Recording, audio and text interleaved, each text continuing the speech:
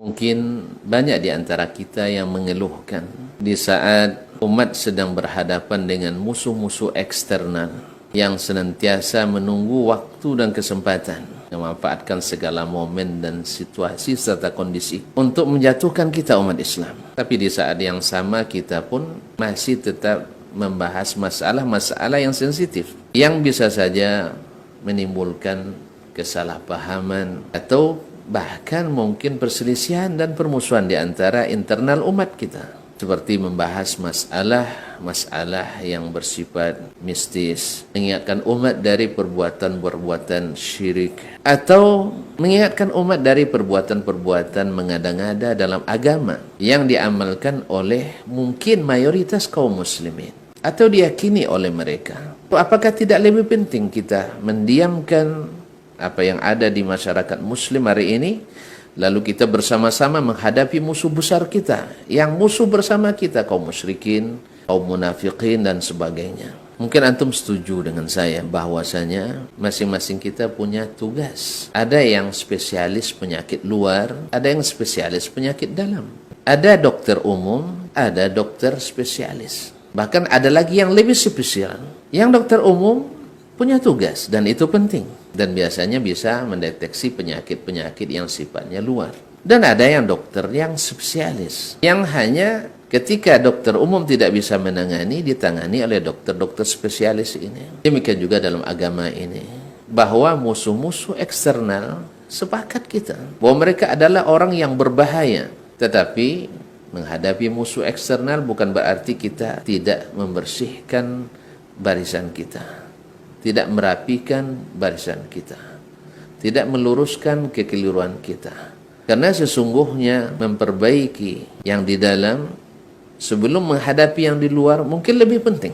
Sebab kekuatan itu adalah di saat semua sistem yang ada di dalam kita sesuai dengan yang telah ditentukan oleh Allah dan Rasulnya SAW. Maka mengembalikan umat dari syirik kepada tauhid itu jauh lebih penting daripada mengurus kesyirikan orang lain yang di luar umat Islam, atau mengembalikan umat yang jauh menyimpang daripada Al-Quran dan Sunnah Nabi SAW yang telah diterapkan dan dipraktikkan oleh Nabi dan para sahabatnya, yang menyebabkan perselisihan berkepanjangan di antara umat ini. Maka kita perlu para ulama yang intens pula untuk menghidupkan sunnah-sunnah Nabi dalam masalah ini. Maka marilah kita saling mengisi, yang mengingatkan umat dari maksiat-maksiat yang zahir, riba, zina, minuman keras, korupsi, zalim dan sebagainya.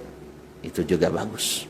Di sisi lain, yang mengingatkan umat untuk bagaimana berakidah yang benar sesuai Al-Quran dan Sunnah, pemahaman as-salafus salih.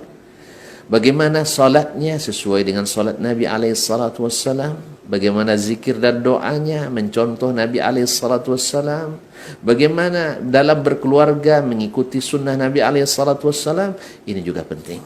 Bahkan kalau kita mencontoh Nabi SAW, Nabi lebih duluan membenahi internal dulu sebelum menghadapi musuh eksternal.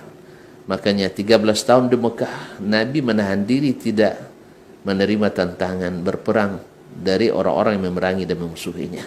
Bahkan di awal-awal di Madinah, Nabi sendiri masih menahan. Bahkan ketika perang Badar terjadi, Nabi bukan bermaksud berperang, tapi ingin mengambil kembali hak mereka yang dirampas oleh orang-orang Quraisy. Dan perang Uhud pun karena orang Quraisy yang menyerang Nabi ke Madinah alaihissalam. Jadi Nabi membenahi bangunannya, rumah Islam ini, dari akidahnya, daripada ibadahnya, muamalahnya, akhlak dan adabnya. Di saat mereka satu dalam masalah ini, maka kekuatannya susah untuk dipecahkan. Tapi hari ini, dengan keadaan umat yang berpecah belah dalam akidahnya, bercanggah dalam ibadahnya, berselisih dalam muamalahnya, dan akhlak dan adabnya yang juga tidak seragam, maka kekuatan apa yang bisa kita banggakan menghadapi musuh yang di luar? Oleh sebab itu, marilah kita bekerja sama, yang mengingatkan umat dari penyakit-penyakit luar, itu juga penting. Dan yang tidak kalah pentingnya adalah mengingatkan umat untuk membersihkan barisan kita, mengembalikan kepada Allah dan Rasulnya SAW, Sehingga ketika kita menghadapi musuh luar, kita serentak, seia sekata, dan susah untuk dicerai-beraikan. Tapi dalam kondisi seperti ini, maka umat Islam sendiri sangat mudah untuk diadu domba, dicerai-beraikan, dibenturkan, sehingga apa yang kita inginkan untuk tetap menjaga kesatuan dengan segala bentuk perbedaan yang kadang-kadang tidak masuk dalam ijtihad yang tolerir adalah suatu kelalaian kita. Semoga ini bisa dipahami bersama bahwasanya kita sebenarnya harus sama-sama bekerja dan bekerja sama, bahwa ada yang mengingatkan yang di luar dan ada yang fokus mengingatkan yang di dalam.